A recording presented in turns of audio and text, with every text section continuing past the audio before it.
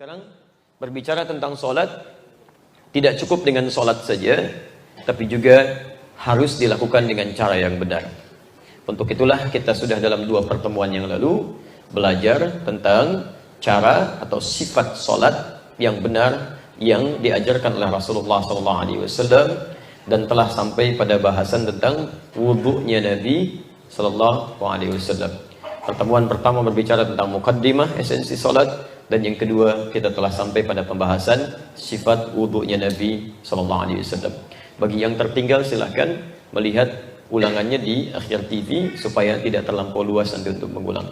Sekarang kita pelajari di pertemuan ketiga ini sesuai dengan silabus yang telah saya sampaikan. Kita akan belajar tentang cara memulai sholat. Bismillah.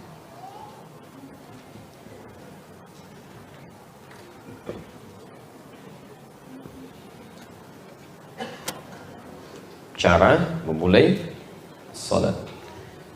Saya akan turunkan dulu dalil-dalilnya dalam Al-Quran dan hadis Nabi SAW sesuai dengan manhaj yang kita pelajari. Dari situ nanti baru coba kita uraikan. Bismillah. 1. Kita ambil Quran surah kedua misal ayat 115, posisi paling kiri ke tengah agak sedikit ke bawah.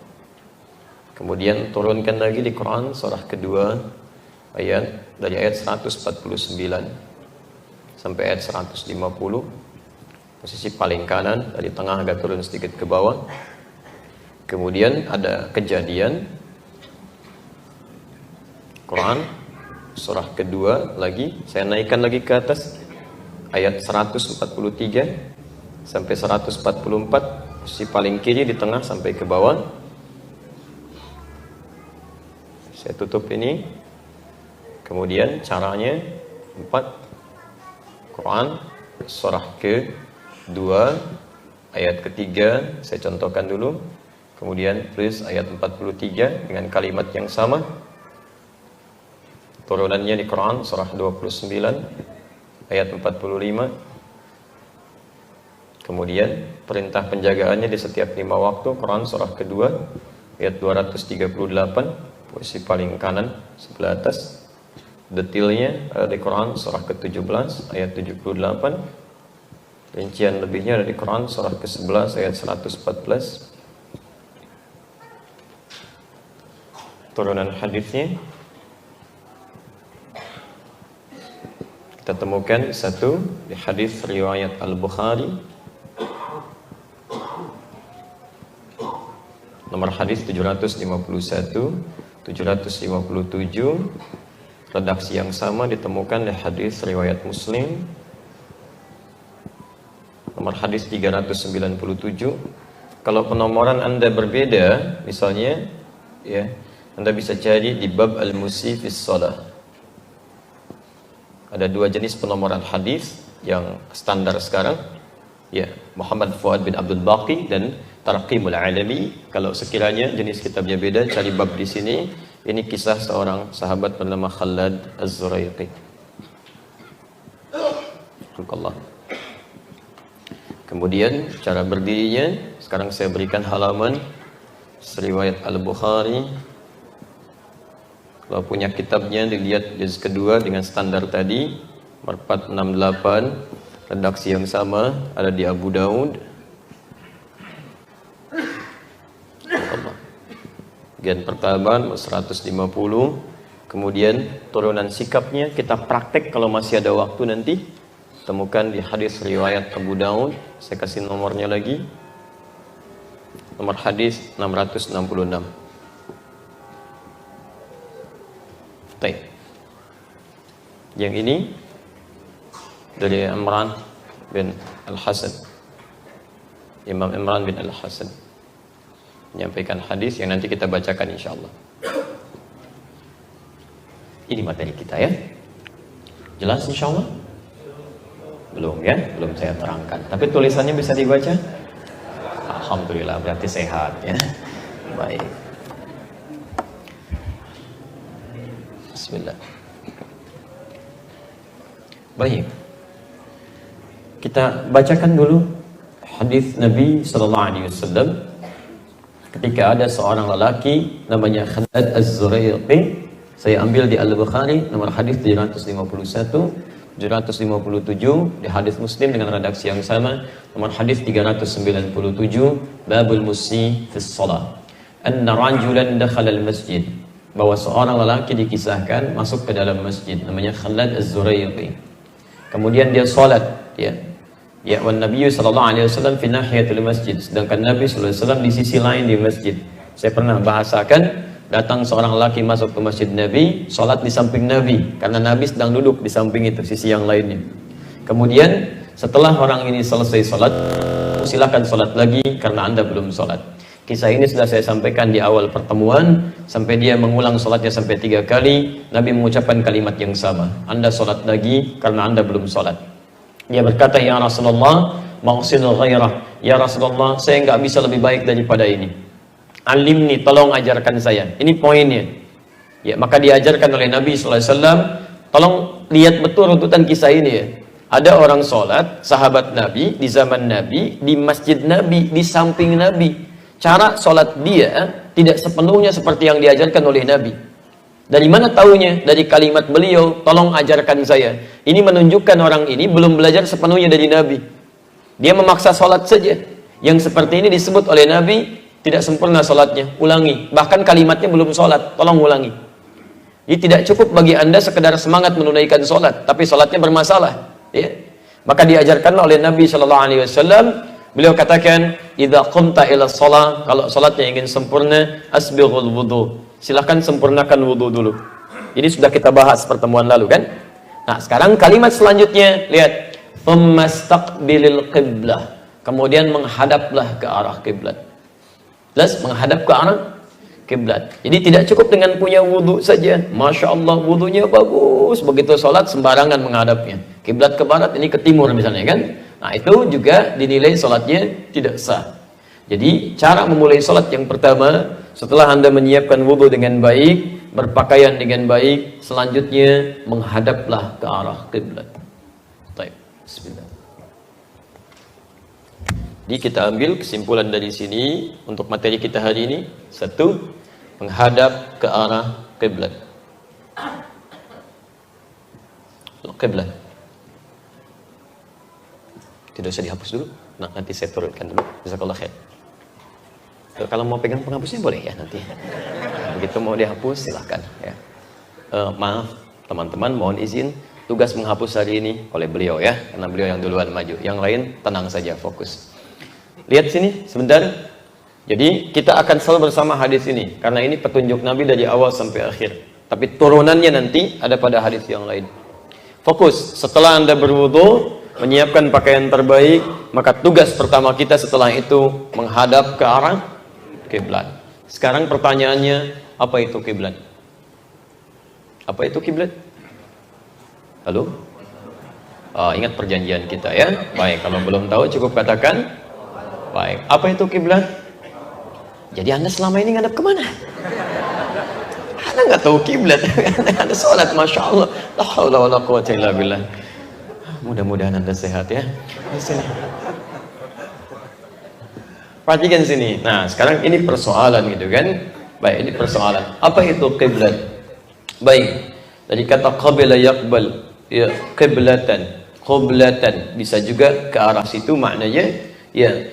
Kiblat itu dari kata qabila, asal katanya sama dengan tawajjah, tempat mengarah, menghadap.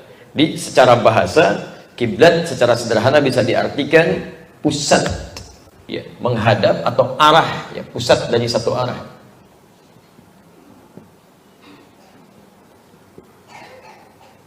Pusat atau dari satu arah yang dituju. Ini.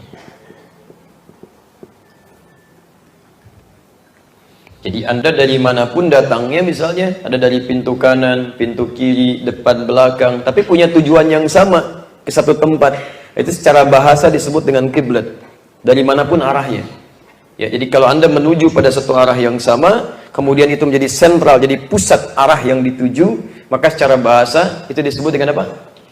Kiblat. Nah, ini kalimat Nabi tsumma istaqbilul qiblah, kemudian menghadaplah Anda ke arah kiblat, memberikan kesan bahwa dalam sholat kita memiliki satu pusat yang sama yang harus dituju, satu sentral, gak boleh beda. Awas, hati-hati. Nabi saja yang paling soleh, Rasul, menghadap ke arah sentral ini. Anda Nabi bukan, Rasul bukan, tidak sesoleh Nabi, pengen mencari yang lain.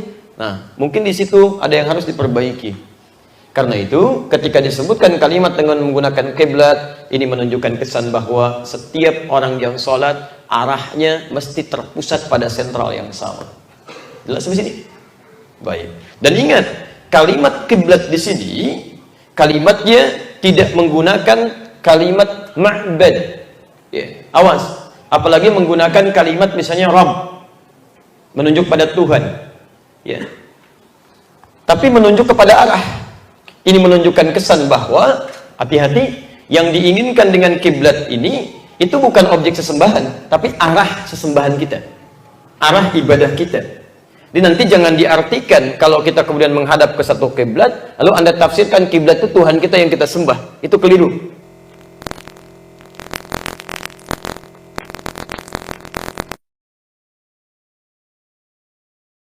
Sama dan punya keharmonisan yang sama dalam menunaikan ibadahnya. Ini secara bahasa juga menunjukkan diksi yang sangat tepat, ya, pemilihan kata yang sangat sesuai, yang mengesankan bahwa kiblat ini bukan objek ibadah, ya, melainkan arah, ya, atau pusat yang kita tuju dalam hal menyembah Allah Subhanahu wa Ta'ala. Jelas di sini? Awas, nanti di akhir saya ingin tunjukkan bahwa ada orang nanti yang mempersoalkan, umat Islam kok nyembahnya batu, gak ada bedanya dengan yang lain. Yang lain nyembah batu juga, ini nyembah batu juga. Kita bisa jawab, ya, gak pernah di Quran disebutkan kita menyembah batu. Oke, yang disebutkan kiblat itu hanya arah saja untuk kita memohon kepada Allah Subhanahu wa Ta'ala. Paham sampai sini? Baik. Kalau sudah paham, sekarang perhatikan. Pertanyaannya, apa kiblat ini atau arah ini secara spesifik, ya, yang menjadikan kita saat ibadah semua mesti terarah ke arah yang dimaksudkan. Tayyib, mari kita lihat dulu teori dasarnya di Quran surah ke-2 Al-Baqarah. Ini ayat 149 sampai 150. Sebelum sampai ke sini, saya ingin Anda buka dulu ayat sebelumnya, yang ayat 143 sampai 144. Posisi paling kiri di tengah sampai dengan ke bawah.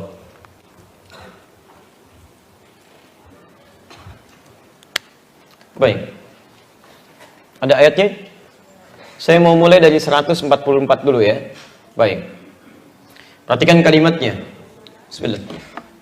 Quran surah kedua Al-Baqarah ayat 144.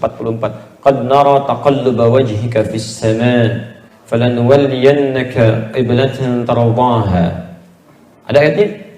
Fawalli wajhaka syatral masjidil haram. Tayyib. Qad nara taqalluba wajhika fis sama'. Sungguh kami selalu mengamati. Qad dengan fi'il mudhari diartikan selalu, dari awal proses sampai terus itu berjalan, ya. Kami selalu mengamati engkau selalu menengadahkan bahkan wajahmu ke langit memohon. Ini menunjukkan, ayat ini ingin memberikan informasi, menunjukkan pada kita bahwa ada satu kebiasaan Nabi SAW, ya, yang beliau senantiasa mengarah ke langit. Seperti ini kurang lebih, ya, mengangkat tangan, memohon, meminta ke langit. Jadi sambil mengarahkan wajahnya ke atas. Ya, makanya bahasa Qurannya, qad nara taqalluba wajhika fis sama'. Taqallub itu naik turun begini. Kadang minta lagi, kadang turun lagi. Kadang minta lagi, kadang turun lagi. Berharap, gitu kan? Bermohon. Nah, apa yang Nabi mohonkan di sini? Di sini muncul kisahnya. Jadi sebelum Nabi SAW hijrah ke Madinah, setahun sebelum hijrah, turun perintah sholat. Itu kiblatnya masih mengarah ke Al-Masjidil Aqsa, Masjidil Aqsa di Palestina. Kemudian sampai hijrah ke Madinah pun, tahun pertama, tahun kedua itu masih mengarah ke Masjid Al-Aqsa. Tayyib. Maka mulai setelah itu, ketika beliau dalam kesempatan berkunjung ke rumah Ummul Bashar, ya, lalu menunaikan salat, tiba waktu salat, disebutkan dalam riwayat salat zuhur. Tayyib. Ada riwayat lain menyebutkan salat subuh. Maka saat menunaikan salat itu di pertengahan turunlah kemudian ayat ini, Al-Baqarah 144 tadi. Jadi saat menghadap ke arah Masjid Al-Aqsa, kurang lebih seperti ini misalnya. Turun ayat tadi. Qad nara taqalluba wajhika fis sama. Kami sering perhatikan bahwa engkau sering berharap, memohon, yang menengadahkan wajahmu ke langit meminta supaya kiblat dialihkan ke Masjid Al-Haram.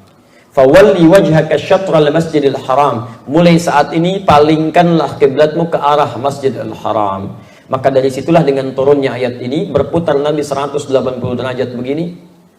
Dan makmum di belakang ikut berputar ke belakang seperti ini. Jelas? Saya ulang. Dengan turunnya ini, Quran surah kedua Al-Baqarah 144. Kemudian Nabi berputar seperti ini.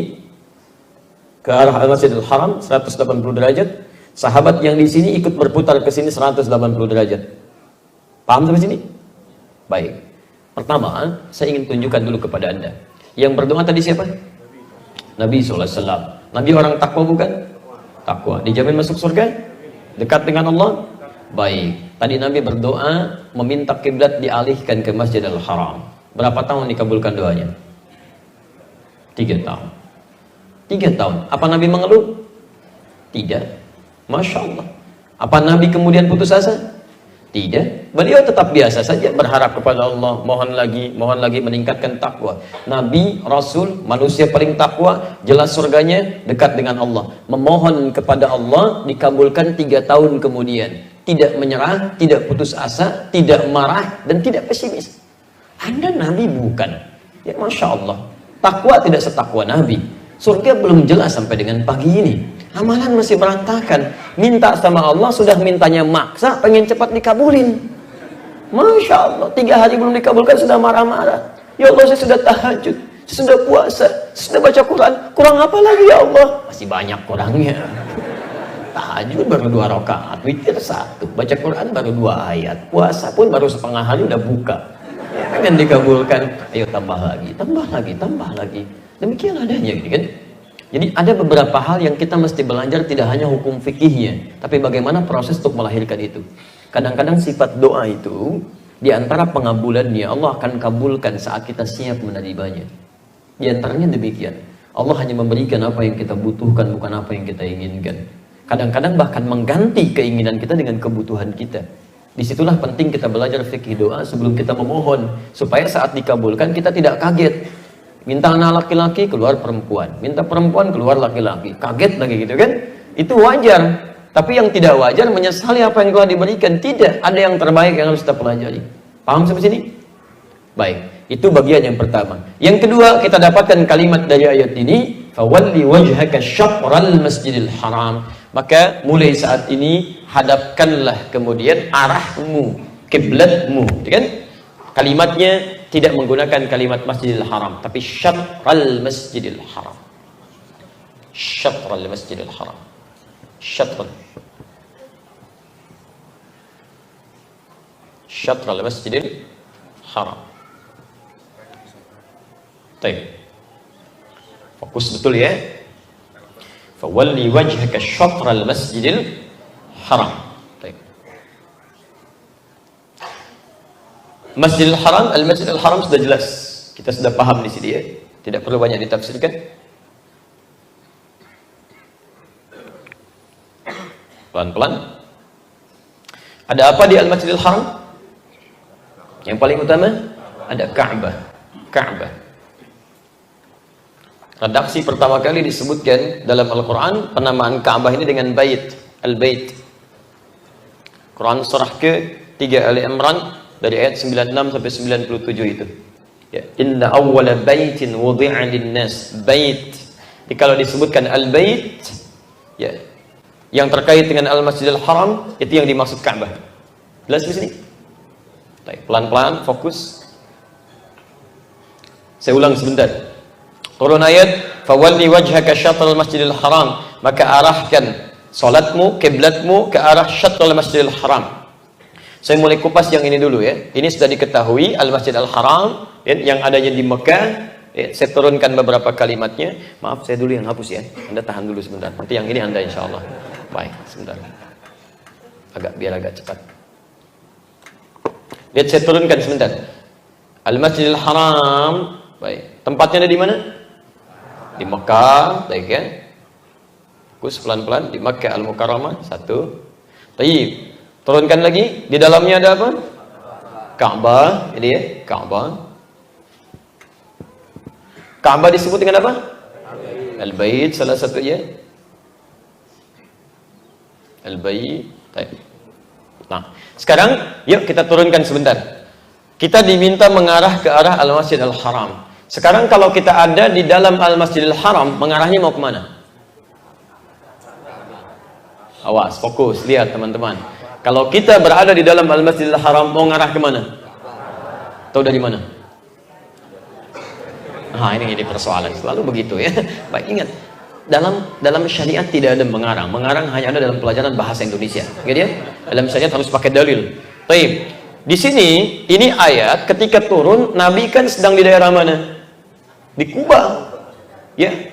Jadi menghadap ke Masjidil Aqsa, turun ayat menghadap ke arah Al-Masjidil Haram. Itu Kuba ada di mana? Sekitaran Madinah. Artinya beliau sedang jauh dari Al-Masjidil Haram. Jelas ya? Ya, Masjidil Haram di Makkah, Kuba masuk Madinah sekarang. Ya, ada jarak 400 kilo lebih dari Makkah ke Madinah. Artinya ini ayat diturunkan dalam posisi Nabi jauh dari Makkah, jauh dari Al-Masjidil Haram. Bagi orang-orang yang wilayahnya, hati-hati, jauh dari Al-Masjidil Haram, maka posisinya nanti diminta dihadapkan ke arah ini. Jelas di sini? Halo, jelas? Belum saya turunkan sejelasnya. Ini baru umum saja. Nanti kita tunjukkan apa yang dimaksud Al-Masjidil Haram ya. Tapi sekarang persoalannya, kalau Anda ada di Masjidil Haram plus di dalamnya, menghadap kemana? Itu poinnya. Maka turun kembali surat Al-Quraisy di sini. Li'ilafi Quraisy, ilafi rihlatash shita'i was-shayf, falyabudu rabb hadzal bait. Lihat al-bait. Falyabudu, maka sembahlah oleh kalian, sembah ibadahilah oleh kalian, rabb hadzal bait. Rabb bukan baitnya, ingat, bukan Ka'bahnya, bukan kiblatnya. Rabb hadzal bait, Rabbnya. Jadi saat kita menghadap ke arah Ka'bah, bukan menyembah Ka'bahnya, tapi menyembah Rabbnya. Jelas ya? Di sini ada kalimat Rabb hadzal bait ya. Kalimat hadzal bait menunjukkan ini kiblatnya, Rabb menunjukkan Tuhan yang harus kita sembah. Jelas di sini? Maka jika Anda ada di sekitaran Al-Masjidil Haram, dekat dengan itu, ya apalagi di wilayah Makkah misalnya, bisa dipastikan mengarah ke Ka'bah, maka jihad atau kiblah kita terkhusus mesti dipastikan menghadap ke arah ini, ke Al-Bait, ke Ka'bah. Ya. Li'ilafi Quraisyin kan Al-Quraisy, turunnya di mana? Di Makkah, bukan di Madinah. Sedangkan rumah Nabi dekat ke Ka'bah. Kan saya pernah tunjukkan kepada Anda, kan? Ini Ka'bahnya misalnya. Ya. Teman-teman yang ikut umrah pernah saya tunjukkan bahkan rumahnya. Anda keluar tarik garis jajar, ini Hajar Aswad, tarik ke sini, ini Bukit Safa, tarik ke sini lurus terus, ada Babus Salam di sini. Kemudian naik sedikit tangga ke atas, ya, ada eskalator sebelah sininya, tarik garis lurus, ini rumah Nabi. Ini Jabal Qubais, istana raja di sini. Yang di sini Zamzam, sekarang menara Zamzam. Jadi kalau ayat ini turun di sekitaran Makkah, bisa dipastikan gak jauh dari Ka'bah di sini. Di begitu turun menyebut kalimat orang-orang Quraisy yang terbiasa beraktivitas berniaga, ya Allah telah berikan anugerah kepada kalian, diberikan ketenangan, diberikan makanan kebutuhan. Sekarang syukuri itu semua dengan menyembah Rabb hadzal bait. Sembah Allah dengan menghadap ke arah Ka'bah Al-Bait. Turunnya di mana? Di Mekah. Areanya mana? Dekat Ka'bah. Jadi wajar kalau kalimatnya tidak menggunakan Al-Masjidil Haram, tapi menggunakan kalimat Al-Bait. Paham sampai sini? Jadi kalau Anda tepat berada di sekitaran Ka'bah, area Al-Masjidil Haram, maka harus Anda pastikan sholat Anda menghadap ke arah Ka'bah.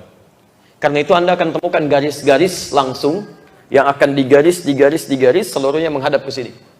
Anda ada di manapun, ada sisi ini, hadapnya akan ke sini. Sisi di sini begini, sisi di sini begini. Sampai bahkan ke area rumah Nabi SAW dulu, yang diduga oleh para sejarawan di situ Nabi dilahirkan. Ini penting saya sampaikan, karena ada beberapa orang yang ketika sampai ke Mekah, Masya Allah, itu sampai salah kiblat, Pak. Betul, Bu. Ya. Kami saat mengajak beberapa teman kunjungan ke tempat yang diduga Nabi dilahirkan di situ, Maulid An-Nabawi, sekarang disebut Al-Maktabah Qadimah, ya, perpustakaan yang dulu, ya, disamarkan tempatnya supaya tidak dikultuskan. Itu terakhir bahkan kami ke sana, ya, itu sempat kita foto, ada gambar di dindingnya begini. Ada tulisan orang ruku dan sujud, ya, kemudian dicoret begini. Ditulis pakai bahasa Arab, bahasa Inggris, bahasa Urdu, dan bahasa Indonesia. Jangan sholat menghadap ke sini. Kenapa menggunakan kalimat bahasa Indonesia? Patut diduga ada orang Indonesia yang salah juga gitu. Kalau nggak ada, nggak akan ada tulisannya. Nggak ada bahasa Jepang di situ, nggak ada bahasa Cina gitu kan? Yang ada bahasa Indonesia. Baik, salah satunya. Itu artinya sampai yang ke Mekah pun masih salah kiblat juga. Sholat ngadep ke situ gitu kan? Sudah keliru gitu kan? Nggak setiap benda mesti kemudian kita sholati, tidak begitu. Jelas di sini? Baik, jadi pastikan ketika Anda berada di sekitaran Ka'bah, maka kiblatnya tidak ada tawar-menawar di sini. Posisinya harus langsung kepada Ka'bah Al-Musyarrafah. Jelas? Baik. Sekarang jika areanya di luar itu, awas hati-hati. Li'ila fi Quraisy, turunnya sekitaran Mekah. Mekah ada di mana? Sekarang wilayah Saudi. Tapi Saudi kan luas. Ada di Riyadh juga, kan? Ada di Jeddah juga, kan? Ya, ada Damam dan sebagainya, wilayah sekitaran Jeddah ke sana. Cukup luas. Ya, apa kemudian setiap Anda tarik garis dari Ka'bah menjauh, setiap orang yang kemudian akan sholat bisa persis menghadap Ka'bah? Ka'bah sebesar apa gitu kan? Semakin Anda tarik, apalagi semakin jauh sampai ke Merauke, bukan hanya Maroko, tarik ke Maroko, tarik lagi sampai Merauke, kan? Masya Allah, sampai ke Sabang sana. Begitu Anda semakin tarik semakin jauh, tidak mudah memastikan sholat Anda persis menghadap kepada Ka'bah itu. Ya, dengan barangkali volume atau bentuk yang belum bisa mewakili semua jihad, persis harus menghadap ke situ, belum tentu pas itu. Ya. Maka bagaimana ayat Quran melukiskannya? Ini menggunakan kata syatral masjidil haram. Gunakan area yang lebih luas lagi. Yang jika salah satunya sudah mulai menuju kepada sisi itu, maka sudah dipandang sah menghadap ke arah kiblat. Walaupun tidak pas menuju Ka'bahnya, tapi area ini yang mendapatkan area dari karisma Ka'bah dan area spiritual menyebar di dalamnya, maka dipandang oleh Al-Quran, bahkan disebutkan nasnya sebagai dalil. Anda walaupun masjidnya atau posisi Anda hanya menghadap ke area sedikit Masjidil Haram, maka sudah pas dipandang menghadap ke arah Ka'bah atau ke arah kiblat. Jelas? Alhamdulillah. Nah, sekarang perhatikan syatrun. Syatrun itu artinya garis yang dibuat pada asalnya. Silakan Mas. Ya, garis yang dibuat. Jadi kalau saya buat seperti ini, dalam orang Arab mengatakan syatr. Syatr. Ini nuqtah. Ini fasilah. Ini nuqtatain atau syarihah. Ya, titik dua. Okay? Kalau titik tiga apa istilahnya? Nggak ada, nggak usah ngarang ya, nggak usah ngarang. Baik, jadi ini nuqtah, fasilah, syarihah atau nuqtatain. Ini syatr. Ya, garis yang dibuat, yang menyambungkan satu titik dengan titik yang lainnya. Ini Masya Allah, saking jelinya diksi dalam Al-Quran. Ini seakan-akan ingin menggambarkan kepada Anda, kalau Anda ingin sholat di posisi Anda, baik di masjid, di rumah dan sebagainya, silahkan dengan pengetahuan yang Anda bisa pelajari, bisa Anda dapati, tarik garis ya sampai menuju ke arah Al-Masjidil Haram. Ya, minimal masuk ke bagian areanya. Ya, sudah nyentuh ke arah sedikit, misalnya ini kena, ini sudah menghadap ke arah kiblat. Jelas? Baik, tidak harus pas ke tengah-tengah Ka'bah. Pas, alhamdulillah. Ya, tidak pas, geser dikit, sepanjang masih di area ini, masih bagian dapat dari kalimat itu. Ya. Bahkan nanti para ulama dalam pembahasan nanti Syekh As-Sabuni, ya, As-Sabuni punya kitab namanya Rawa'i'ul Bayan. Muhammad Ali As-Sabuni namanya.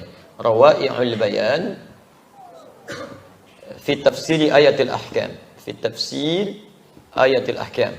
Disingkat jadi tafsir ayat ahkam. Ini saya menduga bahwa ini termasuk kitab yang sangat baik dalam persoalan ayat hukum. Jadi semua ayat hukum dalam Quran dikeluarkan oleh beliau, dikupas tuntas dari segi bahasanya, segi hukumnya dan pendapat para ulamanya. Ya. Ketika menerangkan ayat ini, ya, beliau menjelaskan bahwa bahkan para ulama memberikan keluasan lagi berdasar hadis-hadis Nabi sallallahu alaihi wasallam dan ayat-ayat Al-Quran. Kalau orang semakin jauh dan kesulitan menghadap ke arah Al-Masjidil Haram, maka dia paling minimal bisa menghadap ke arah Al-Haram. Al-Haram, batas suci, ya, yang menjadi batas di sekitaran Makkah itu. Jadi kalau antum masuk ke area Makkah kan ada hududul haram namanya, batas haram. Di situ sudah mulai bertalbiyah kan? Labbaik Allahumma labbaik, labbaik Allahumma labbaik. Kalau berihram. Kalau tidak Anda mulai berdoa, kan?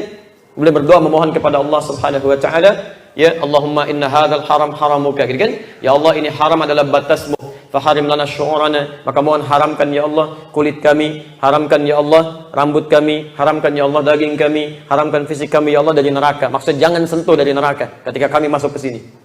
Paham sampai sini?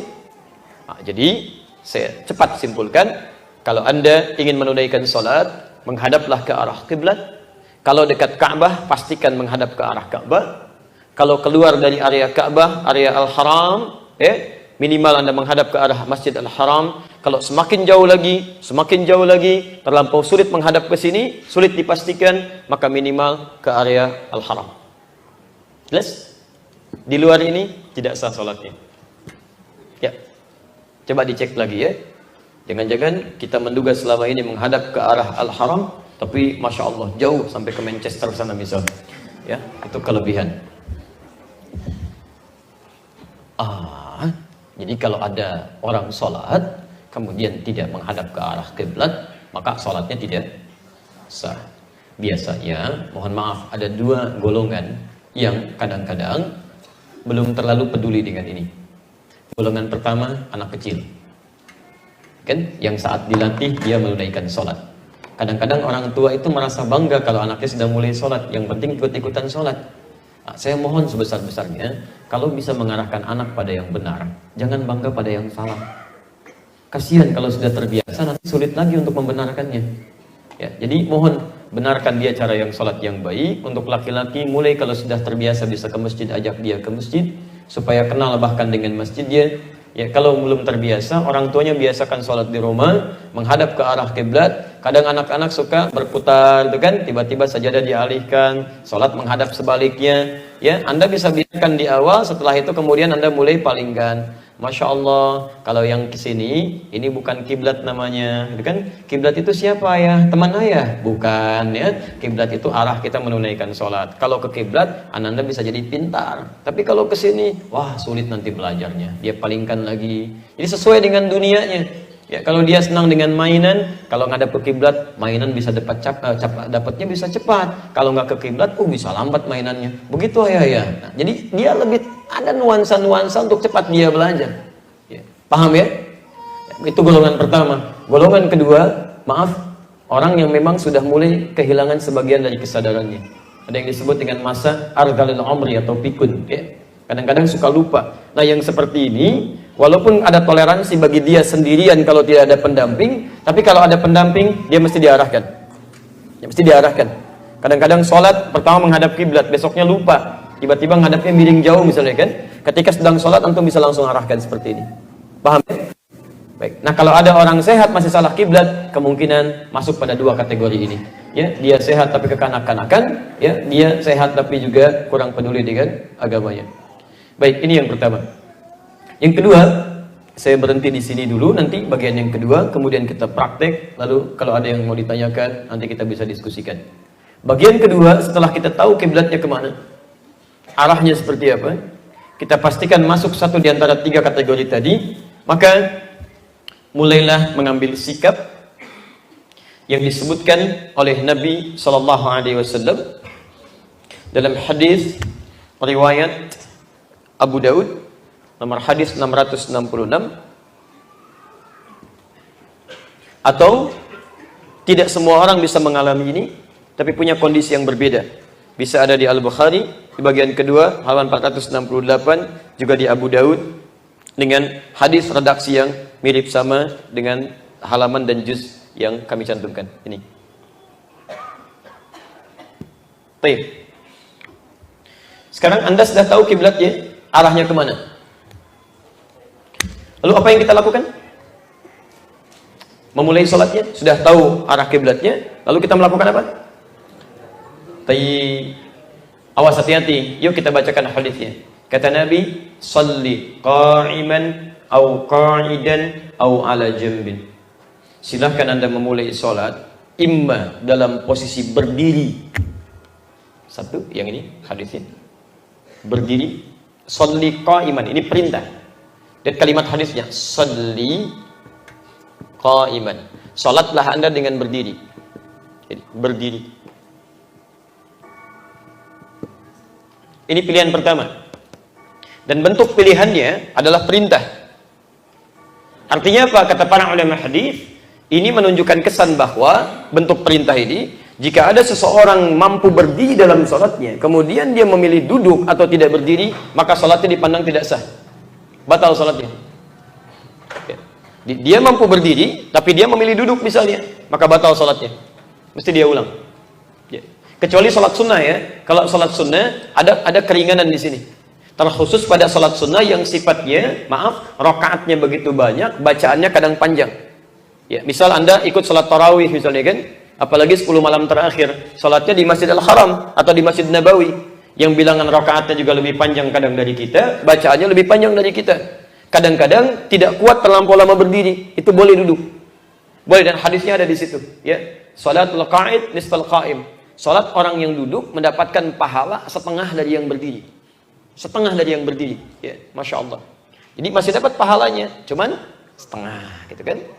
Alhamdulillah setengah juga agak lumayan, gitu kan? Masjidil Haram sekali salat berapa? 100.000, Masya Allah, ya kan? Baik, 100.000. Kalau dapat setengah berapa? 50.000. Di Anur dapat berapa? 1. Kalau milih duduk berapa? Benar-benar setengah kalau itu. Masya Allah. Udah rakaatnya sebentar, bacanya pendek, masih mau duduk juga. La haula wala quwwata illa billah. Padahal mampu berdiri misalnya. Nah, ini benar-benar setengah. Ya. Kalau yang ini agak lumayan lah, gitu ya. Baik, jelas di sini? Baik, jadi kalau Anda memilih untuk duduk padahal mampu berdiri dalam menunaikan salat fardu, maka salatnya dianggap tidak sah. Dia mesti mengulang. Mesti mengulang. Tayyib. Teruskan sebentar. Kita belum bicara kasus ya, kita masih yang standar dulu. Ya, kasus yang saya maksudkan nanti dari yang pertama tadi yang tidak tahu kiblat bagaimana caranya, gitu kan? Nah, termasuk kasus-kasus yang ini. Yang kedua, au qa'idan, atau kalau tak mampu, lihat cara menerjemahkannya. Atau kalau tidak mampu dia berdiri, bisa qa'idan. Dia duduk.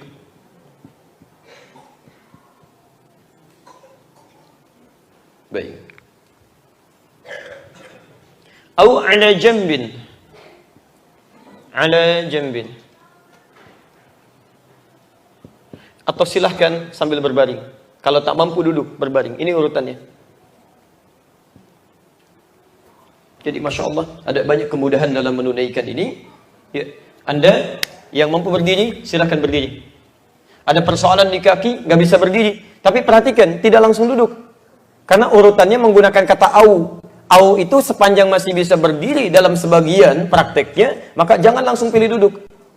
Misal, Anda kesulitan masalah di lutut, ya, sujud yang sulit, ruku yang sulit, tapi berdiri masih bisa berdiri. Maka cara terbaiknya, jangan langsung Anda kemudian duduk, tidak. Ya. Karena Nabi pun pernah bersandar kepada tongkatnya begini, saking ingin berdirinya. Ingin menunjukkan masih mampu. Ya, walaupun kemudian dalam ruku dan sujudnya kemudian dilakukan dengan cara pelan-pelan sampai kemudian beliau duduk. Nah, kata para ulama, konteks ini kalau ditarik kekinian, Anda masih mampu berdiri tapi punya persoalan dalam ruku dan sujud, tidak menjadi aib bagi kita untuk menyimpan kursi misalnya, ya, yang disejajarkan dengan saf teman-teman yang berdiri, kemudian Anda mulai bertakbir dalam keadaan berdiri. Ya, kemudian setelah ruku Anda tidak kuat, Anda duduk.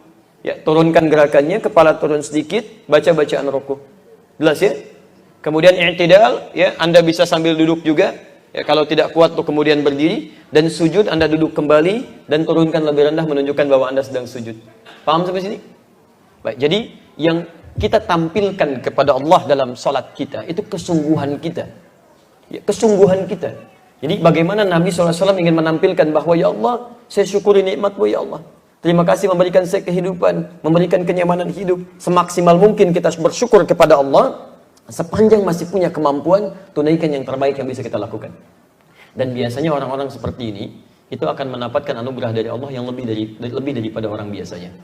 Di Anda semakin serius beribadah kepada Allah, maka Allah pun akan lebih serius memberikan nikmat kepada kita dalam kehidupan.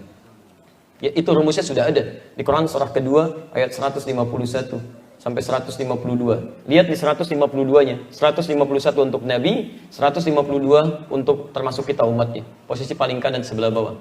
Fadhkuruni adzkurkum washkuruni wala takfurun. Fadhkuruni, maka ingatlah kepadaku. Menggunakan fa dengan cepat. Ingatlah kepadaku dengan cepat.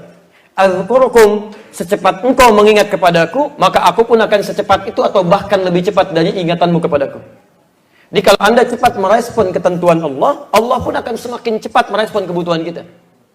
Anda sholat misalnya, kan sering saya istilahkan ini kan, subuh 4.47, Masya Allah, dipanggilnya 4.47, Allahu Akbar, Allahu Akbar. Ya, lalu Anda misalnya datang kepada Allah sesuai panggilan itu. 4.47 misalnya sholat subuh adzan dipanggil, Anda datang sesuai panggilan. Anda diingatkan, Anda ingat, maka Allah pun hanya akan ingat kepada Anda saat Anda memanggilnya. Anda nggak panggil, nggak akan ingat. Bukan nggak ingat berarti maksudnya nggak ingat dengan Anda, bukan. Nggak akan perhatikan. Ya, jadi Anda dipanggil, Anda ingat. Anda manggil Allah, minta, baru Allah akan respon. Tapi yang hebat, belum dipanggil, dia sudah respon. Ada yang bangun jam 3, ada yang setengah 3, ada yang setengah 4. Masya Allah, dia berwudu, ada yang mandi dulu, ada yang berzikir, ada yang tahajud dulu, ada yang baca Al-Quran, ada yang istighfar. Padahal yang fardu belum dipanggil. Maka orang seperti itu, Masya Allah, akan selalu dibimbing oleh Allah. Direspon bahkan sebelum dia minta. Ya. Banyak kalangan sahabat Nabi, kalau Anda belajar sirah itu indah sekali. Kebanyakan mereka bahkan belum minta, sudah diberikan. Belum memohon, sudah disiapkan. Makanya Imran dengan istrinya itu Handa, dilukiskan di Quran surah ketiga Ali Imran, ayat 35-37 itu, posisi paling kiri dari tengah sampai dengan ke bawah. Masya Allah, itu kan indah. Ya, menyiapkan anaknya supaya dekat dengan Allah, disiapkan, berikhtiar, cari guru terbaik, cari tempat yang baik. Apa yang dijamin oleh Allah? Perhatikan kalimatnya di ayat 37-nya. Fataqabbalaha rabbuha biqabulin hasanin wa ambataha nabatan hasana. Allah sampaikan, kami terima ikhtiar kedua orang tua itu. Saya akan perhatikan, kata Allah, anaknya ini dari mulai tumbuh dia sampai dengan wafat. Nabatan hasana, dengan pertumbuhan yang baik. Di orang tuanya belum memberikan apa-apa, tapi Allah yang sudah berikan. Sampai-sampai orang tua menyiapkan makanan, menyiapkan pakaian. Setiap pamannya Nabi Zakaria masuk untuk mengantarkan itu, di dalamnya sudah ada. Kullama dakhala 'alaiha Zakaria al-mihrab wajada 'indaha rizqa. Setiap masuk ke dalam mihrabnya sudah didapatkan di situ. Sampai bertanya, "Anna laki hadza?" Dari mana semua ini? Ha huwa min 'indillah. Huwa min 'indillah. Ini semua dari Allah Subhanahu wa taala. Perhatikan, itu yang paling indah. Jadi semakin Anda cepat merespon, semakin cepat ya perhatian Allah kepada kita. Tapi kalau Anda menunda-nunda, apalagi misalnya malas, wah itu susah. Ya, dipanggil jam 4.47, baru sadar 7.44. Itu pun belum ingat sholat, Masya Allah. Nah, itu yang repot, kan? Nah, jadi di sini teman-teman sekalian, saya kembalikan, sepanjang punya kemampuan berdiri, maksimalkan. Ya, walaupun cuma sholat sunnah, tidak bisa silahkan duduk. Ya, kalau kesulitan silahkan berbaring. Dan ini bukan aib. Dalam sholat fardu, tidak mampu ini semua, Anda berbaring, itu nilainya sama dengan yang berdiri, dengan yang duduk, sepanjang rukun dan syaratnya ditunaikan dengan benar. Saya pernah ditanya seorang ibu, ya, dan menangis beliau, ya, mengatakan, Ustaz, saya pernah dirawat di rumah sakit, ya, sholatnya wudunya cuma tayamum, sholatnya berbaring, sholat saya sah tidak Ustaz? Saya katakan, Masya Allah ibu sakit, masih mau sholat. Di luar sana banyak orang sehat gak mau sholat. Itu nikmat luar biasa. Jangan tanyakan bagaimana Allah menerima, tapi syukuri nikmat itu. Ya, ada orang sakit masih mau sholat, banyak orang sehat gak ingat sholat. Dan itu insya Allah sempurna pahalanya. Insya Allah sempurna pahalanya. Baik sama dengan yang berdiri, yang duduk, ataupun ditunaikan dalam keadaan berbaring, sepanjang rukun dan syaratnya terpenuhi dengan benar. Jelas di sini? Baik. Bagian terakhirnya, dan ini yang akan kita praktekkan. Sekarang kita ambil yang standar. Kalau duduk kan gak usah ditanya kan. Orang duduk umumnya normal, semua duduk. Berbaring juga normal. Yang jadi masalah, yang berdiri, bagaimana cara berdirinya. Baik. Lihat sini. Berdiri tidak sekarang?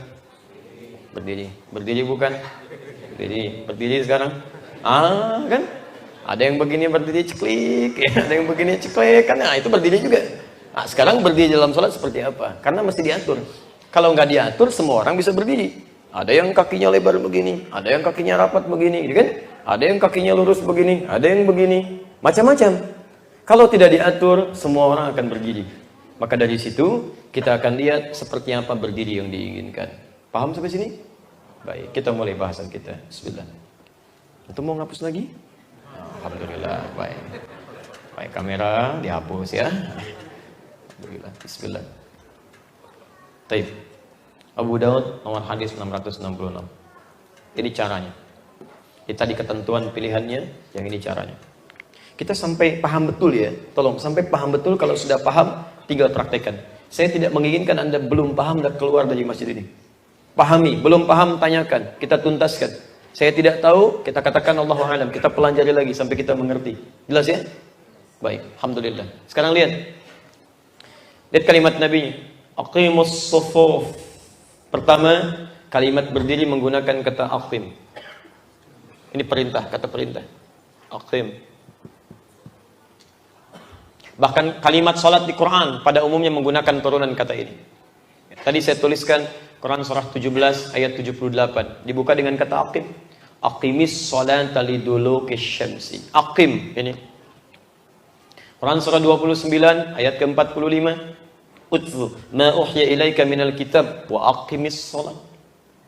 Kalau yang salat banyakan tambah di ujungnya, aqim. Quran surah kedua ayat ke-43.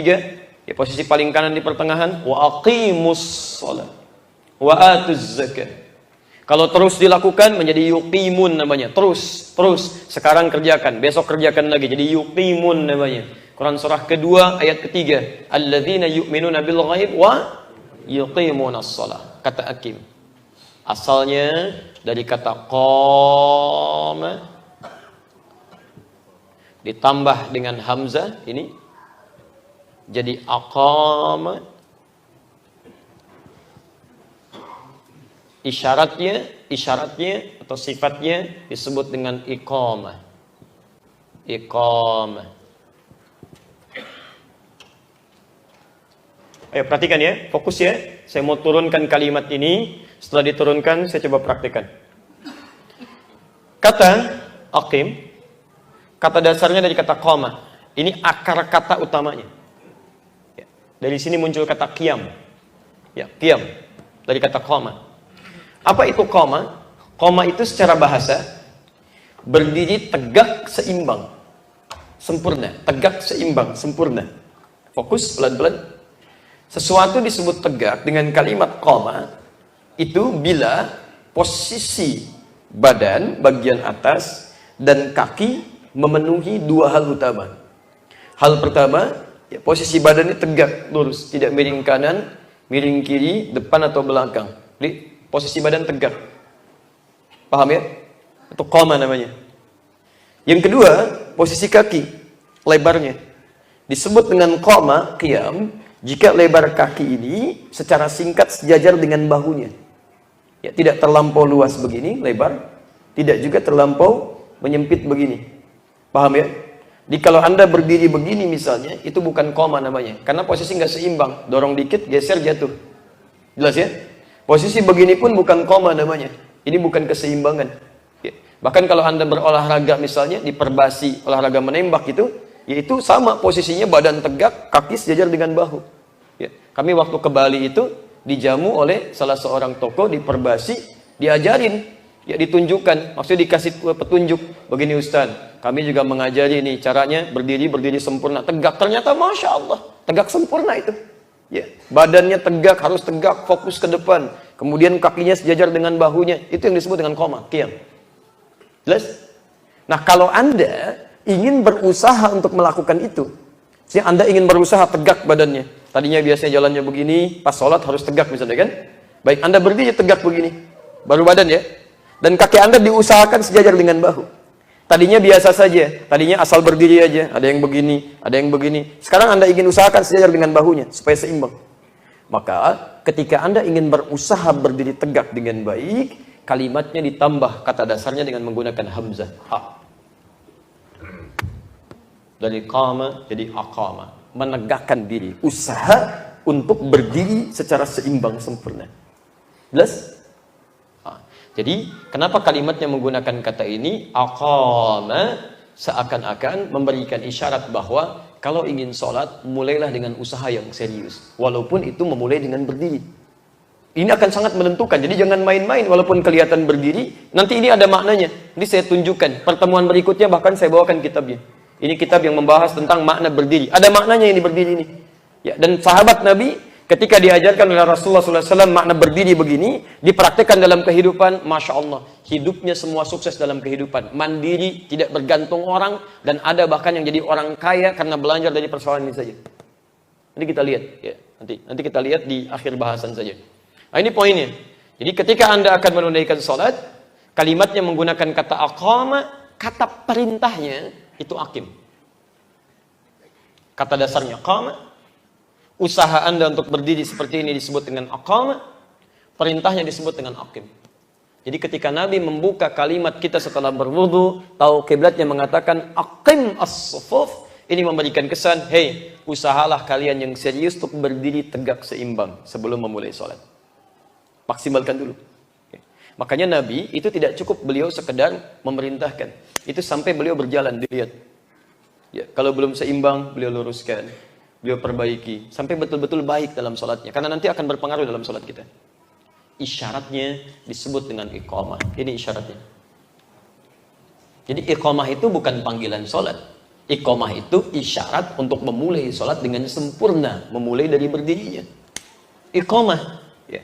Cuman kadang orang Indonesia nggak senang yang panjang-panjang, singkat. Senangnya singkat dan ujung yang disebutkan. Qomat gitu kan. Ini. Qomat. Qomat itu dari kata iqamah, disingkat. Di Arab nggak akan ngerti. Sudah qomat belum? Qomat kan?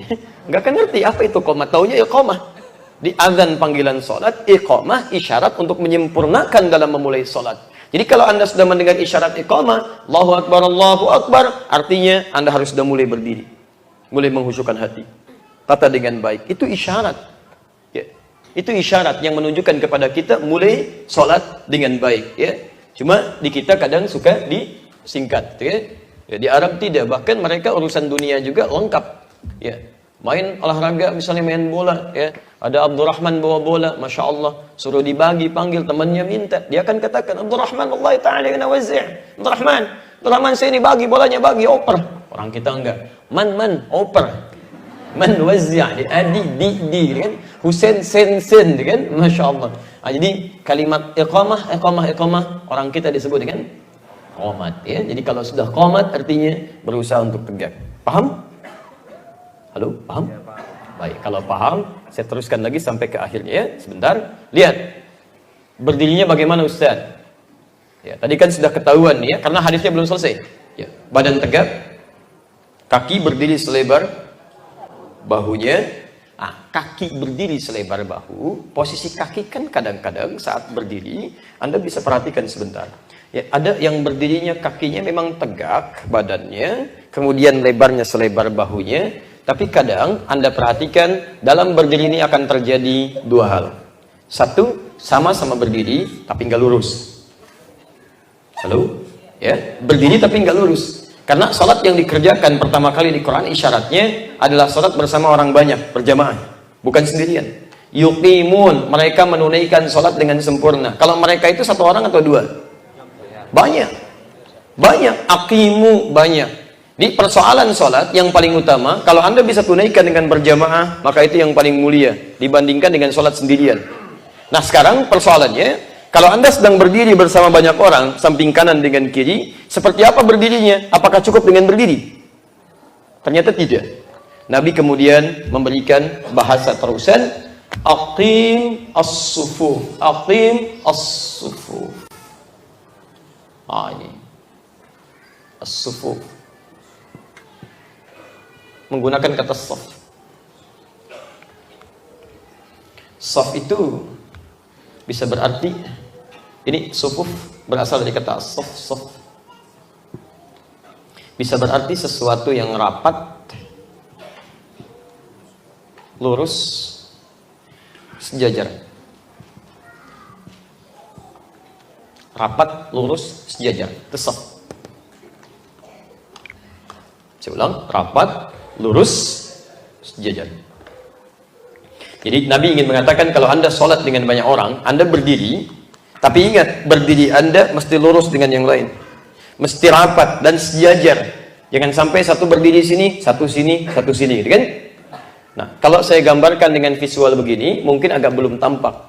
Sekarang kita ambil contoh praktek. Saya mohon sekitar 3 orang bisa cepat maju ke depan untuk kita berikan arahan yang bisa menjadi contoh bagi teman-teman untuk melihat cara berdiri yang dimaksudkan di hadis ini. Ya, saya bisa mulai dengan bismillah. Silakan bisa 3 orang.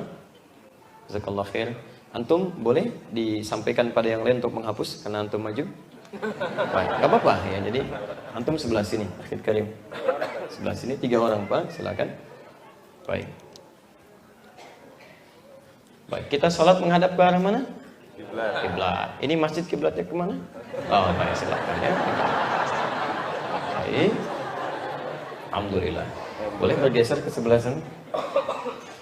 Nah, teman-teman sekarang perhatikan ya, pelan-pelan, perhatikan, fokus betul. Nabi katakan, "Aqim." Kalau cuman sampai sini, maka ini terkait dengan posisi badan dan kaki.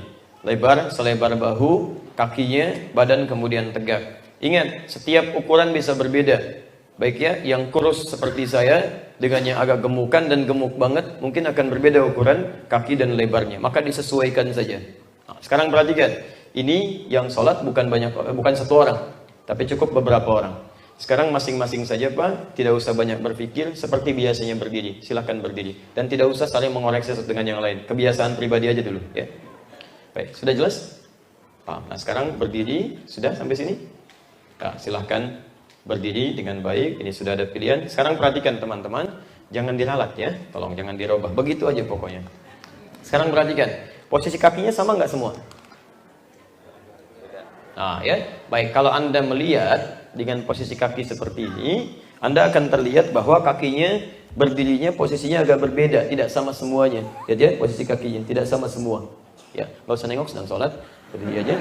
Jadi, antum lihat, fokus, lihat ya. Pertama, semua yang berdiri ini badannya tegak, posisi kaki lebarnya sama. Tapi kalau Anda perhatikan, kaki misalnya yang ini, itu tumitnya dia ke dalam, kemudian jari depannya keluar, seperti ini berdirinya.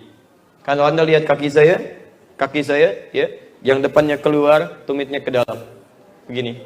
Dia membentuk siku ke dalam begini. Ya, terlihat? Baik ya, terlihat insya Allah belakang. Ya, baik ya, nggak apa-apa. Ini, kemudian hampir semuanya demikian. Ya, nanti ada bahkan yang Anda lihat nanti kakinya lurus seperti ini, depan dengan belakang. Kita akan lihat nanti ya. Baik. Nah, sekarang pertama saya mau tanya sebentar. Karena Nabi katakan aqim as-sufuf. Sufuf itu mengandung arti rapat, lurus dan sejajar. Pertama, saya ingin tanyakan dulu kepada Anda semua. Pertama kita lihat dulu sisi lurusnya. Ini lurus tidak? Ingat jangan dirubah ya. Lurus tidak? Tidak. Kenapa tidak lurus? Nggak usah ngarang ya. Ngarang itu dalam bahasa Indonesia. Karena tidak ada patokan untuk meluruskan. Nggak ada patokan bagaimana meluruskannya. Makanya Nabi ketika melihat tempat yang belum ada patokannya, beliau mengambil pedangnya kemudian mulai menggaris dengan satu garisan. Ya. Lalu diluruskan mengacu kepada garis ini. Beliau luruskan. Jadi beliau ngambil pedang, digaris begini, setelah bertemu garisnya baru kemudian diluruskan. Yang dimaksud beliau ngambil pedang karena itu ada alat yang digunakan. Ya, secara otomatis beliau sedang pegang pedang, ada pedang yang adanya itu digaris oleh beliau. Ini menunjukkan, ingat kalau baca sunnah masih cerdas ya. Nabi bawa pedang, berarti saya bawa golok. Misalnya, Anda ambil golok garis, tidak. Itu maksudnya gunakan benda yang bisa menjadi garis. Silakan Anda bisa gunakan misalnya lakban atau garis yang lain, atau Anda pegang tongkat bikin pakai itu. Yang paling sempurna kan ikut Nabi ya Ustaz. Iya, tapi kan pahamnya harus cerdas juga. Ya, jelas ya? Nah, kalau sudah ada garisnya, jangan bikin garis sendiri. Jelas ya? Maka ini sudah ada garis misalnya di belakang. Nah, ini teman-teman tinggal meluruskan dengan garis saja. Tinggal meluruskan dengan garis. Sekarang saya minta dekat papan tulis sana supaya agak nampak terlihat. Silahkan bergeser Pak ke sebelah sana. Jazakallah khair. Silahkan luruskan dengan garis. Jazakallah khair. Ada yang depan, ada yang belakang, bebas ya, pilih mana saja. Baik, Masya Allah. Sudah? Sifat garis kadang-kadang ada dua. Garis depan, garis belakang. Atau bahkan ada yang cuma satu garis saja. Pertanyaannya, kaki kita pun punya dua sisi. Kaki depan, kaki bagian belakang. Jari dan tumit. Sekarang persoalannya, mana yang harus diluruskan dengan garis? Apakah jari-jari depannya, ataukah tumit bagian belakangnya? Tanya hadis dulu, nggak usah ngarang dia. Tanya hadisnya, kalau hadisnya sudah menyampaikan, baru kita simpulkan. Baik. Baik, sudah? Kita lanjutkan ya. Lihat, aqimus sufuf. Perhatikan, wahadhu bainal manakib wal aqdam. Kemudian mulai sejajarkan antara bahu dengan kakimu. Jadi rumusnya dari Nabi, garis itu kalau benar diikuti, maka posisi bahu akan sejajar, kata Nabi. Bahunya akan sejajar. Maka dilukiskan di hadis tadi, bahu dengan kaki itu akan sejajar. Nah, mustahil Anda bisa berdiri lurus ya, bahunya sejajar, kalau Anda merapatkan atau menempelkan kaki bagian depan ke garis, itu nggak akan sejajar. Kita ambil contoh. Teman-teman bisa mundur sebentar? Ya. Ini ada garis yang ini ya. Tolong antum kaki depannya luruskan dengan garis yang ini. Time. Ya. Lihat sini, fokus. Lihat. Lurus gak bahunya? Tidak, akan berbeda. Karena ukuran kakinya macam-macam. Ya, 40, 41, 42 gitu kan. Ada yang lebih daripada itu. Karena ukuran kaki beda-beda, ini gak akan nikmat dipandangnya. Ya, apalagi yang memang ukuran kakinya sangat besar, bersanding dengan yang orang kurus. Seperti saya misalnya. Ya pasti akan kelihatan nampak jauh bedanya. Dan gak akan nyaman dipandang dalam saf barisan. Bukan saf itu. Gak enak dilihatnya. Maka yang mudah adalah, kata para ulama, lihat bagaimana Nabi meluruskan. Hanya terjadi, bahu ini akan sejajar jika tumit bagian belakang, itu yang menempel jelas di dalam garisnya. Yuk, sekarang kita praktekkan. Jadikan garis ini sebagai acuan. Ya, antum tempelkan kaki tumit bagian belakang di garis yang ini. Depan ya, yang ini. Mohon izin kalau saya kemudian coba luruskan, maju Pak. Maju lagi, dikit lagi. Yang saya tepuk aja ya, nggak saya tepuk nggak usah maju. Tepuk dikit. Tepuk dikit. Baik. Agak lebih baik dari yang tadi ya? Agak lebih baik. Kalau karpetnya benar-benar lurus, ini akan sama ini. Kalau benar-benar lurus karpetnya, kalau diluruskan terus garisnya, ini akan seimbang bahu ini. Perhatikan, lebih baik dari yang tadi. Lurus, tegak. Baik, ini yang dimaksudkan. Jadi kalau disebutkan tolong berdiri sejajar garis, maksud yang sejajar ini bukan kaki depan yang ditempelkan, tapi bahu bagian belakang, yang kaki tumitnya itu yang sejajar dengan garisnya. Paham sampai sini? Berlaku baik bagi laki-laki ataupun perempuan, sama saja, tidak ada bedanya di sini. Sebentar, paham sampai sini? Baik, kalau paham, saya teruskan dengan pertanyaan selanjutnya. Rapat tidak? Baik, jangan dirubah ya. Baik. Sekarang saya tanya antum semua, rapat tidak? Tidak. Ada yang bilang rapat, ada yang bilang tidak. Baik, jamaah Masjid An-Nur berbeda pendapat tentang teman-teman yang berdiri, ya. Rapat atau tidak? Menurut antum rapat tidak? Rapat. Rapat, baik ya. Sekarang kita tanya, menurut Nabi rapat atau tidak? Ini sekarang masalahnya. Apa ukuran rapat dan tidak ya? Gak usah nengok dulu. Lihat sini. Teruskan hadisnya. Ya. Wala tadharu furjatin lisyaitan. Kata Nabi, jangan biarkan ada celah yang memungkinkan setan masuk. Jangan biarkan ada celah yang memungkinkan setan masuk. Ada setan yang khusus menggoda, tugasnya menggoda orang sholat. Nanti kajian zuhur di Ar-Rauf kita akan bahas yang namanya khanzab namanya. Khanzab. Setan ini tugasnya memang spesialis orang sholat. Jadi begitu orang sholat sudah mau mulai bertakbir, kalau begini belum digoda, masih belum. Ya. Nanti saat mulai bertakbir dia akan mulai beraksi. Kata Nabi mengatakan fayaqulu udhkur kadza udhkur kadza. Jadi begitu Anda mulai takbir, dia akan katakan kepada Anda, ingat ini ya, ingat itu ya. Dia akan hadir memori macam-macam di kepala Anda yang mengganggu Anda dalam menunaikan sholat. Nggak percaya silahkan. Begitu nanti Anda sholat zuhur misalnya, setelah ini Anda akan temukan, begitu takbir tiba-tiba muncul. Pelajaran kita sekarang pun akan muncul juga. Hati-hati ya. Kalau kamu nggak rapat, setan masuk. Padahal setan itu. Sama begitu. Nah, jadi kapan dia masuk? Sampai di ujung hadisnya, hatta la yash'urul musalli kam raka'atan yusalli. Sampai orang sholat nanti ada yang tidak sadar berapa rakaat sedang menunaikan sholatnya. Itu puncaknya. Jadi kalau Anda masuk dalam kategori ini ada persoalan di situ. Sekarang bahasa nabinya bagaimana menutup celahnya? Lihat, celah yang disebutkan di hadis ini menggunakan kata furjah. Furjatun. Teman-teman boleh mundur sedikit supaya melihat apa yang mau saya tunjukkan. Sekarang perhatikan. Boleh bergeser ke sini?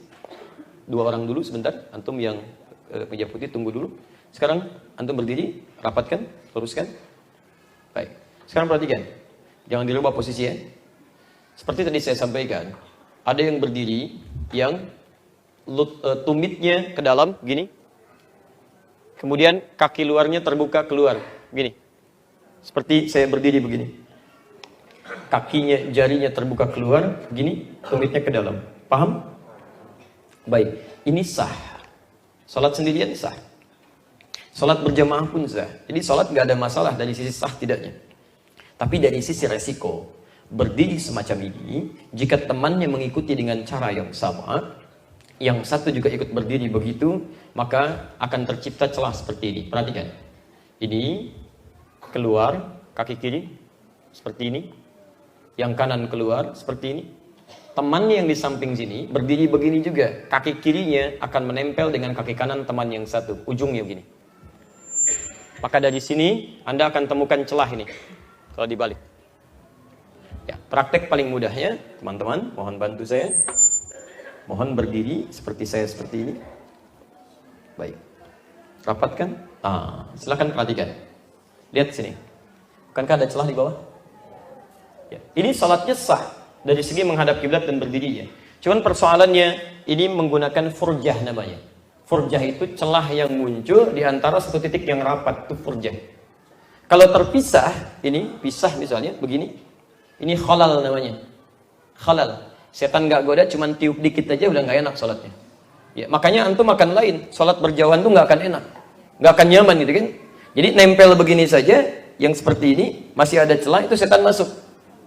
Setan masuk di situ memberikan kemudian gangguan-gangguan dalam menunaikan salat. Ya, kalau ada yang mengatakan kepada Anda, ya saya mau biarin aja setannya ikutan salat sekalian misalnya kan, ya mungkin itu Anda, tapi yang lain belum tentu seperti itu. Dan tidak usah kita celah gitu kan, bahwa ada sesuatu yang harus kita perbaiki. Nah, sekarang bagaimana caranya supaya ini bisa ditutup? Ya, caranya kata para ulama, maka tutup celahnya supaya menempel sepenuhnya, gini. Dan tidak ada cara lain kecuali dengan berusaha menjadikan depan dengan belakang itu lurus berdirinya begini. Maka Anda mulai tempelkan sehingga semaksimal mungkin sisi-sisinya semakin bertemu dengan baik. Jika berdiri lagi, teman kita Khan Karim, silakan ikuti saya, lurus seperti ini. Berdiri lurus depan dengan belakang. Baik, dilurus, luruskan. Ini juga sama, luruskan. Kemudian Anda rapatkan dengan baik. Rapatkan dengan baik seperti ini. Masya Allah. Ini setidaknya akan ada suasana berbeda ketika Anda memulai sholat. Tidak percaya silakan nanti sholat zuhur berdiri begini, rapatkan dengan baik. Itu demi Allah saya katakan, akan ada perbedaan suasana di hati kita ketika memulai sholat. Ada kenikmatan dan kayaknya ada gangguan yang tertutup di situ. Lain rasanya, antum sholat subuh penuh masjid berjamaah seperti ini. Begitu pulang, kisahnya akan berbeda ketika antum cuma sholat dengan terpisah-pisah jaraknya. Lain ini. Tapi hadisnya belum selesai, awas hati-hati. Walayyinu bihaidi ikhwanikum. Dan lembutkan ya cara rapatmu ini sehingga memudahkan tangan teman kalian untuk bergerak. Dalam bahasa bebasnya, jangan sampai semangat kalian merapatkan itu lurus rapat sampai menyebabkan tangan teman kalian sulit bergerak takbir. Bertakbir susah. Itu tidak diinginkan. Ya. Jelas di sini? Baik.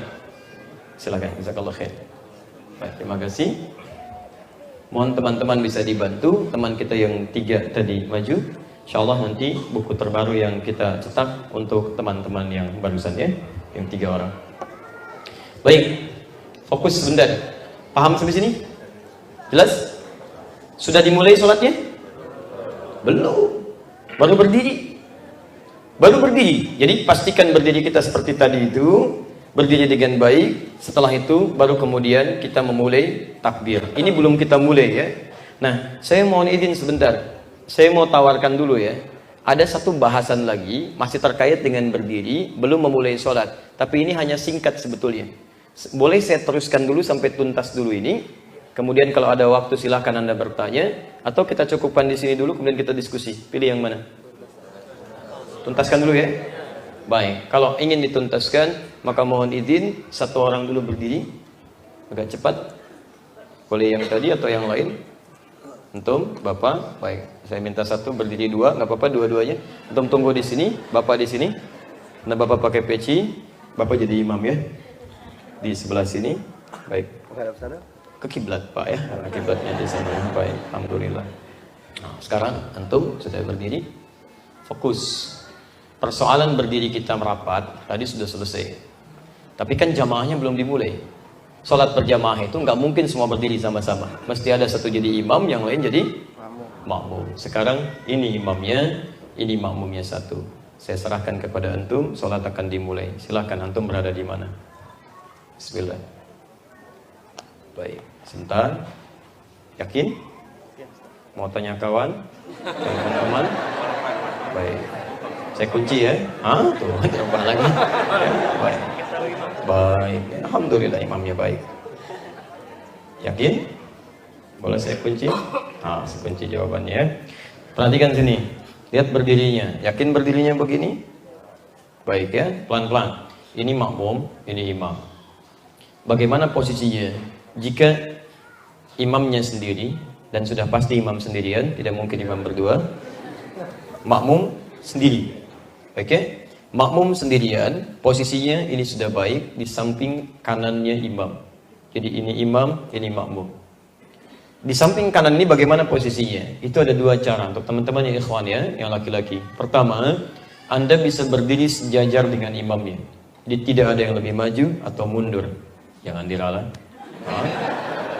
Ingat ya, berdiri sejajar, tidak ada yang lebih maju dan mundur. Berdasarkan keterangan nanti di hadis riwayat Ibnu Abbas radhiyallahu taala anhu, ketika beliau tengah berada sholat dengan Nabi sallallahu alaihi wasallam.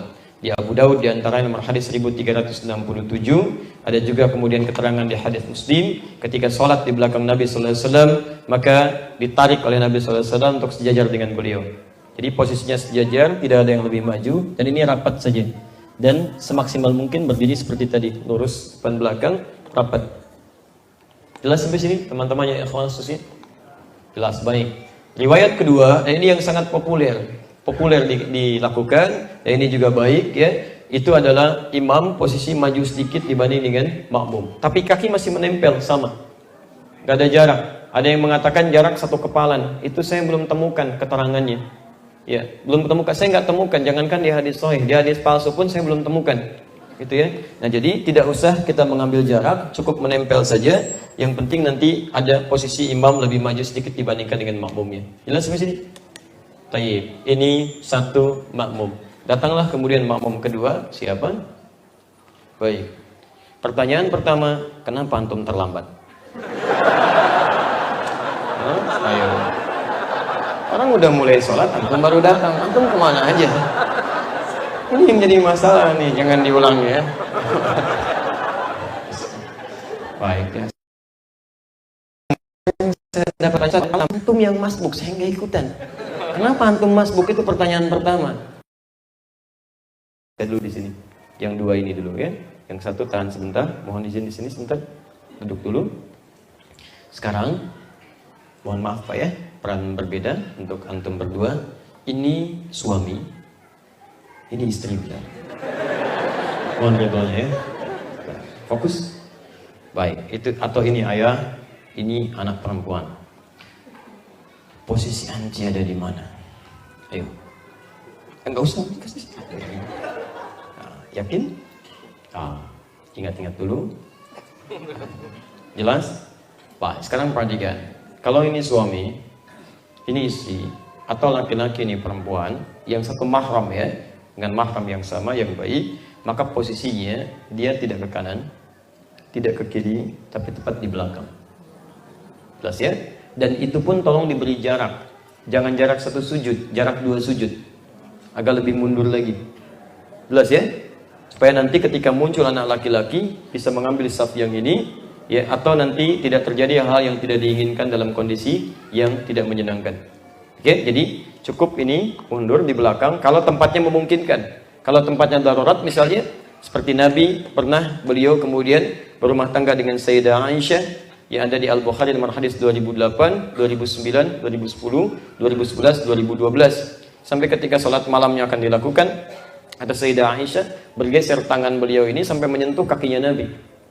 Ya, apa tandanya? Ada orang sholat, sampingnya pasangannya tidur, kemudian bergerak tangannya menyentuh kaki suaminya. Apa tandanya? Baik, ada dua tanda. Pertama, tidurnya nggak di kasur seperti kita, di bawah kan. Kalau di kasur yang tersentuh bukan kaki, yang tersentuh tangan. Ya kan? Ini bagaimana menunjukkan kesederhanaan Nabi Sallallahu Alaihi Wasallam. Lain waktu kita bahas persoalan ini. Yang kedua, bukan cuma sempit. Orang katakan RS6, RS7. Ruangan sangat sempit sekali sehingga selonjoran saja susah gitu kan. Dia mau selonjoran terkena tangan kepada kaki suaminya, ya kan? Ya, ini menunjukkan bahwa ruangan terbatas. Dalam kondisi terbatas itu darurat, gak ada masalah. Tapi dalam kondisi, bahkan ketika beliau dengan berumah tangga dengan Sayyidah Saudah binti Zam'ah, itu pernah ketika ruku begini, terkenalah bagian Nabi. Saking sederhananya gitu tempat tinggal beliau. Taib. Nah ini kondisi begini, tepat di belakang. Jelas ya? Baik, nah sekarang saya ganti. Mohon izin Pak ya, mohon dengan sangat. Ini perempuan, ibu. Ini anak perempuan. Antum mau kemana sekarang? Baik, alhamdulillah. Gak apa-apa, salah gak ada masalah gitu kan. Benar saya curiga justru. Antum benar terus dari tadi ini. Baik, ini suami, ini maaf ini istri, ya ibu, ini anak perempuan. Mohon izin Bu, posisinya seperti ini.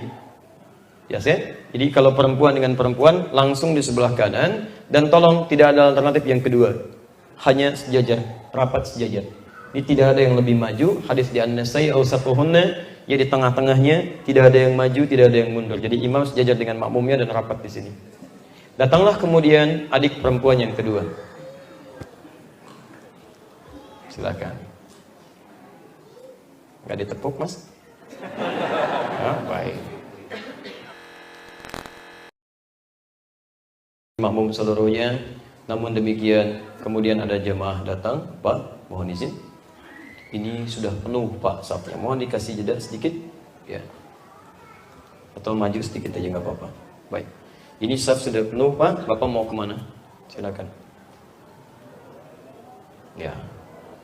Yakin? Baik.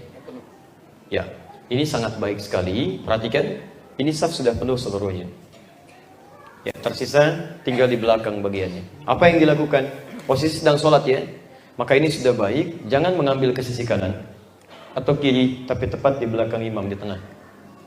Jelas di sini? Nah, ini sah ya berdiri ini. Hanya ada ajaran sunnah yang disebut oleh para ulama bahkan sering dilupakan saat ini. Apa diantara sunnahnya? Sesungguhnya kalau bisa ya, ini hanya boleh dilakukan kalau jamaahnya sudah paham dengan hukum ini. Ya, kalau belum diedukasi, belum mengerti, antum jangan paksa-paksa. Sudah di depan begini, ini di belakang misalnya. Nah, mundur gitu kan? Nah, ini nggak ngerti. Ya, misal. Nah, ini kalau tidak paham jangan dipaksakan. Tetap berdiri seperti ini, dan ini akan dilengkapi insya Allah dalam hukum yang benar. Malaikat mengisi safnya dan antum mendapatkan bagian dari jamaahnya. Paham sampai sini? Baik. Dan kalaupun paham dengan hukumnya, jangan digunakan untuk bermain-main. Karena pernah terjadi juga sebagian wilayah yang paham tentang hukum ini dipraktekkan, dia tepuk yang ini, tepuk, ini mundur, ini yang maju ke depan begini. Nah, itu pernah kejadian dan jadi masalah gitu. Silakan teman-teman. Baik ya. Kuat saya enggak. Ya. Itu kaidah dalam berdiri. Terlihat seperti sederhana, tapi Nabi SAW sangat menekankan itu. Sangat menekankan. Jadi benar-benar dipastikan dalam berdiri kita baik supaya salatnya bisa khusyuk.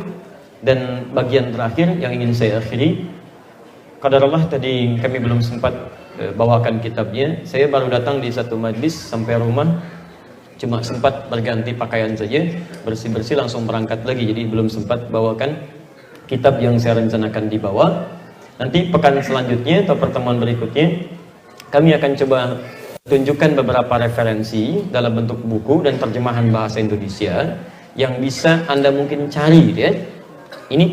Materi ini tidak bisa ditemukan di satu kitab. Saya sedang berusaha menuliskan untuk menghimpunkannya, mudah-mudahan mendapatkan bagian kebaikannya. Nah, yang ingin saya teruskan yang terakhir sebelum saya jawab beberapa pertanyaan barangkali, apa makna dari semua ini? Berdiri tegak dan posisi kaki sejajar. Mampu untuk berikhtiar, mampu menegakkan diri, jangan gantungkan hidup pada orang lain.